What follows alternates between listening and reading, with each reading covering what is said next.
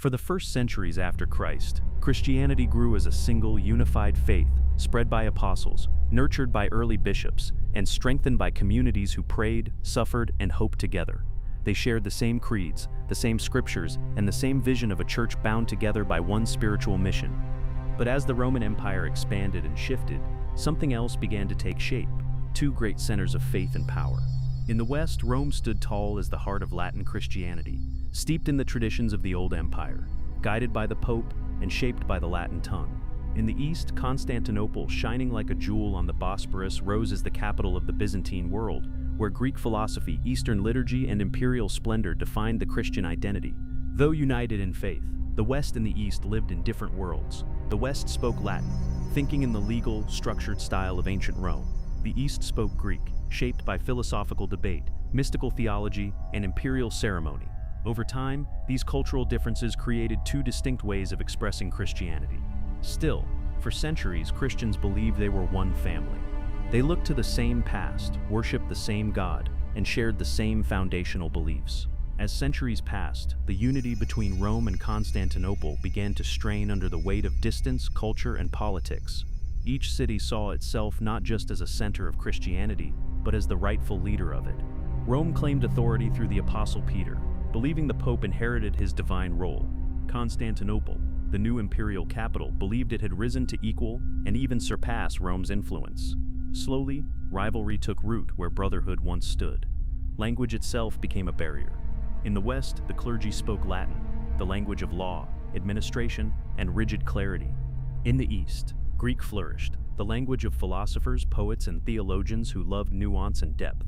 What one side saw as precise, the other saw as cold. What one considered mystical, the other viewed as vague. Misunderstandings grew not from intention, but from the sound of words themselves. Meanwhile, the fall of the Western Roman Empire left Rome battered and isolated. Without an emperor to protect it, the Pope stepped into a new role, not just spiritual leader, but political authority. In the East, however, Constantinople thrived under powerful Byzantine emperors who worked closely with their patriarchs. This created two very different systems, one where the church guided the state and another where the state guided the church. Each side saw the other as fundamentally wrong. Even small disagreements turned into symbols of deeper conflict. Differences in church rituals, fasting rules, and clerical marriage practices became arguments about identity and authority. Every dispute, no matter how minor, echoed the same hidden question: who truly leads Christendom? It was a question neither Rome nor Constantinople was willing to answer with humility. By the 11th century, tensions were no longer quiet undercurrents. They were waves crashing harder each decade. In the West, churches began to insert the Latin word Filioque, meaning "and the Son." This changed a sacred line describing the Holy Spirit's origin. Instead of saying the Spirit proceeded from the Father alone, the Western version claimed the Spirit proceeded from the Father and the Son. In the East, the reaction was swift and fierce. The Byzantine theologians believed the original creed written by the early councils was perfect and unchangeable.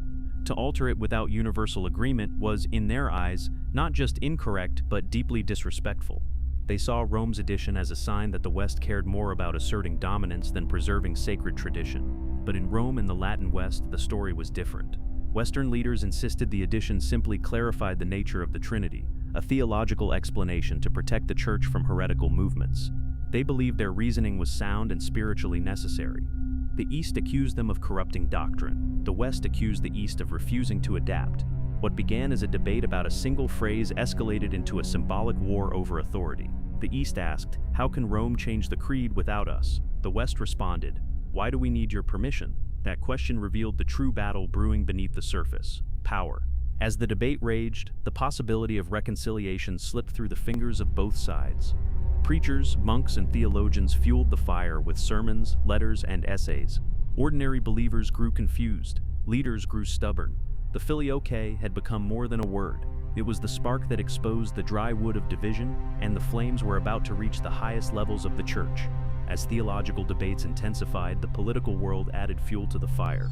In the East, the Byzantine Empire stood strong, wealthy, organized, and protected by a powerful emperor who saw himself not just as a ruler, but as God's chosen guardian of the Christian world. The West, with no emperor to lead them, turned to the Pope for protection, giving him both spiritual and political authority. Two different worlds had created two different kinds of power. This political divide hardened the churches. In Constantinople, the emperor and patriarch ruled side by side, two pillars of a single imperial vision. The emperor called councils, influenced doctrine, and expected obedience. In Rome, however, the pope stood apart. He believed he answered only to God, not to kings or emperors.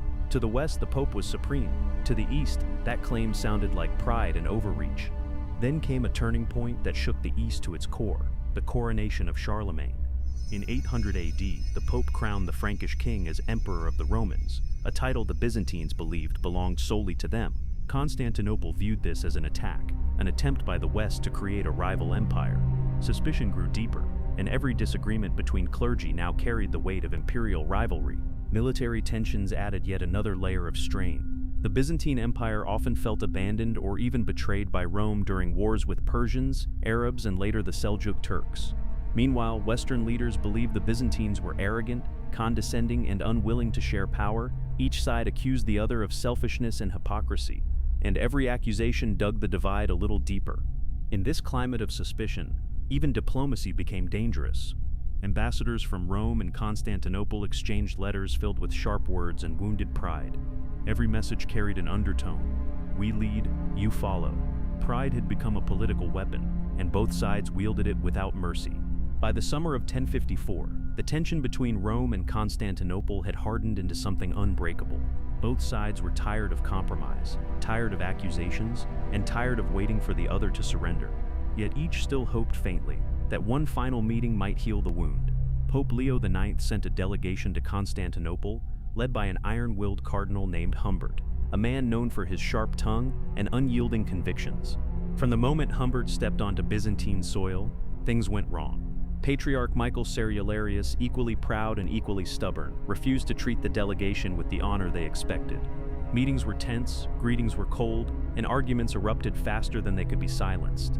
Instead of seeking peace, each side came armed with centuries of grievances, ready to unload them like arrows. Negotiations collapsed almost immediately. Humbert, offended by what he saw as Byzantine arrogance, accused the East of corrupting Christian doctrine. Cerularius fired back, accusing Rome of pride and innovation. Voices rose, patience vanished. The fragile bridge between the two churches snapped under the weight of centuries, but the world did not know yet. History was about to be rewritten in a single moment. On July 16, 1054, Humbert walked into Hagia Sophia during the Divine Liturgy, a moment of profound worship for the Eastern faithful. As chants echoed through the golden domes and incense drifted toward heaven, Humbert strode to the altar, placed a bull of excommunication upon it, and marched out without bowing his head. In that instant, Rome severed its bond with Constantinople. It was bold, it was shocking, and it was final. The East reacted with fury. Patriarch Cerularius convened his bishops and immediately issued a counter-excommunication, condemning Humbert and his companions. Though technically Humbert's excommunication was invalid, the Pope had died before the document was issued. The symbolism was undeniable. The greatest unity in Christendom had shattered, not through war or invasion, but through words inked on parchment and pride sealed in the hearts of men. And so, the Church split into two, the Roman Catholic Church in the West, and the Eastern Orthodox Church in the East. One faith divided by theology, politics, culture, pride, and time. The break that began that day in 1054 still echoes nearly 1,000 years later, and the wound has never fully healed. The years that followed were filled with mutual suspicion. Western travelers in the Byzantine Empire complained of disdain from the Greeks. Eastern diplomats in the West accused Latin Christians of arrogance. The two churches no longer saw each other as brothers in faith, but as rivals shaping different futures. The political landscape made reconciliation nearly impossible. Byzantium saw itself as the last true Roman Empire, the guardian of ancient Christianity. The West, empowered by the papacy and rising monarchies, believed it had inherited Europe's future. Each side claimed legitimacy, each side believed the other had lost its way. Even attempts at reunion turned into disasters. Councils designed to heal the divide collapsed into shouting matches. Agreements made in theory were rejected in practice. Leaders who dared to propose unity faced outrage from their own followers. The schism had taken on a life of its own, no longer just a disagreement between bishops, but a cultural gulf between civilizations. Then came the greatest blow of all, the Crusades. While intended to unite Christians against a common enemy, they instead deepened the cracks. The Fourth Crusade in 1204 turned devastatingly inward, When Western crusaders meant to defend Christendom attacked Constantinople itself, churches were looted, relics stolen, and sacred spaces desecrated, the East saw the attack as unforgivable, a betrayal carved into the heart of Orthodoxy forever. After 1204, reconciliation became nearly impossible. The memory of the sack haunted every attempt to rebuild trust. To the East, the West was no longer a misguided sibling, it was a dangerous enemy. To the West, the Byzantine Empire seemed weak and ungrateful. Attempts at reunion continued for centuries, but their foundations were built on broken trust, political desperation, and fear. By the time the Ottoman Empire conquered Constantinople in 1453, the divide was sealed in history. The Orthodox world continued under new rulers, and the Catholic West charted its own path. Both churches survived, grew, and shaped the world in different ways, but the unity they once shared became a distant memory of a time when Christianity spoke with one voice. Even today, the scars of history remain tender. The memory of the 1054 excommunications, the Crusades, and centuries of rivalry still influence conversations between the two churches. Though modern leaders have lifted the mutual excommunications, true unity remains a dream rather than a reality. The past is not easily abandoned, especially when it has shaped identities for generations.